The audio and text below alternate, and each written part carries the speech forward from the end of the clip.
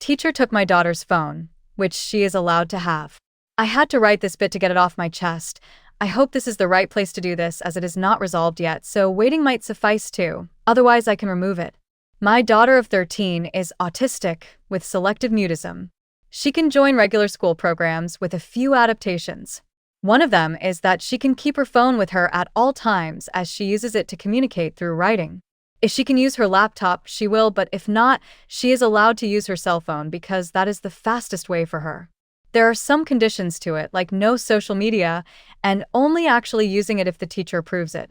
She has a copy of the form for this with all the conditions in her bag too.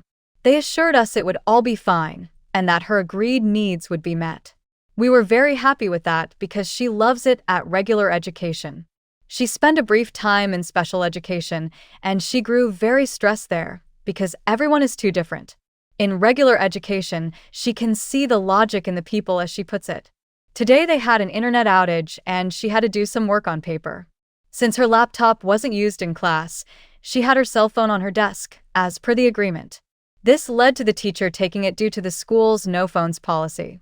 My daughter tried writing it out that in stressful events, like her phone being taken, she can't speak, so she is allowed to have her phone with her to communicate.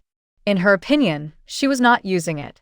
She had it on the table because her bag had to be in the classroom shelves and her clothes had no pockets, which is stated in the agreement to be fine.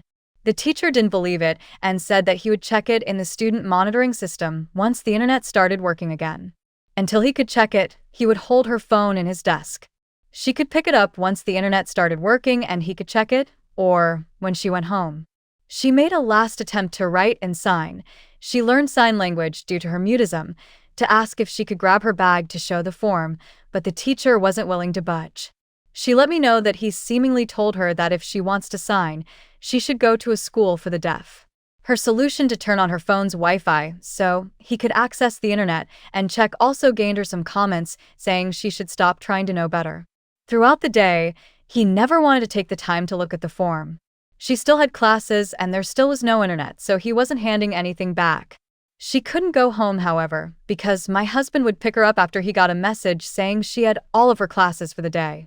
It was a bit of a messy schedule, and she was not sure if she would be done at 2 or 3, so she would let him know. At 3:05, hubby didn't get a message yet, so he called her because she should have messaged him way earlier when she knew her schedule. She didn't pick up as the teacher still had her phone, so the military man in him woke up, and he went straight to school to go find out what happened. He found her sitting outside the school where she had been after being done at 2, and she used his phone to explain what happened and how she had to do the entire day without a phone, and it stressed her out a lot. The stress also blocked her from finding another solution, and since it was her first week, she didn't have any people to go to. All her teachers are new as she switched from primary to secondary school, so she didn't know anyone, and teachers didn't know her. The only teacher we did speak to extensively happened to be home with a nasty cold, to add to the misfortune. Hubby went inside with her to collect her phone, but they found the teacher, who took the phone, had already left. The phone was still inside his desk as they heard it ringing there when they went to look and he called it. However, the desk was locked and none of the janitors had a key. Hubby was not happy. We have a parent-teacher talk planned for tomorrow, with the teacher who took the phone, a school counselor, and one of the school directors. The story is what my daughter and hubby told me. I have yet to hear the school side, but I had to write it down because my mind is overloading with emotions. I really understand that schools have rules, and misunderstandings over rules can occur.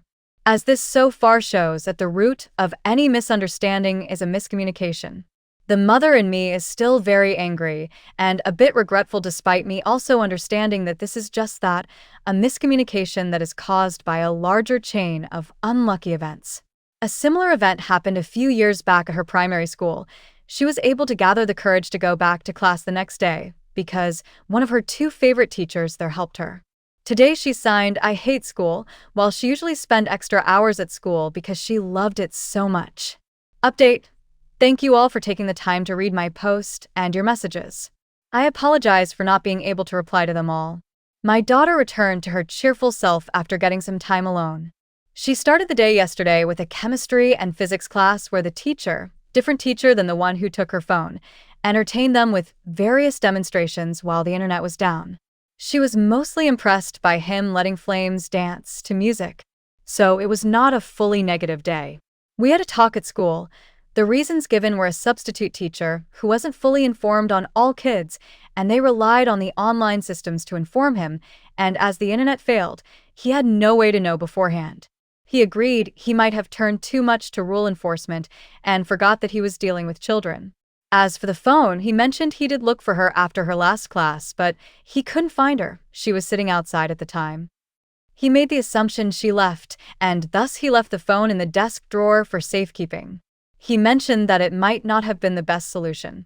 The school apologized and promised to work with us and our daughter to improve for future cases. First steps were made right away to aid communication between her and the teachers. My daughter wasn't present there at the time, but she did let me know that having her cell phone on the table was not a good idea. She should have given him the form first and then grab her phone. It is her first week of classes there too, in secondary school, and during her last year at primary school, she was very used to the teacher and other kids knowing about the phone that she didn't think about it. She asked me this morning if I could apologize for that on her behalf, and she promised to show the form at every start of the class. A little misunderstanding I found in the comments was about her using the internet. She let me know that she didn't use her phone at the time, it was resting on her desk. She merely suggested to share her phone's Wi-Fi to let the teacher check her file for the phone agreement.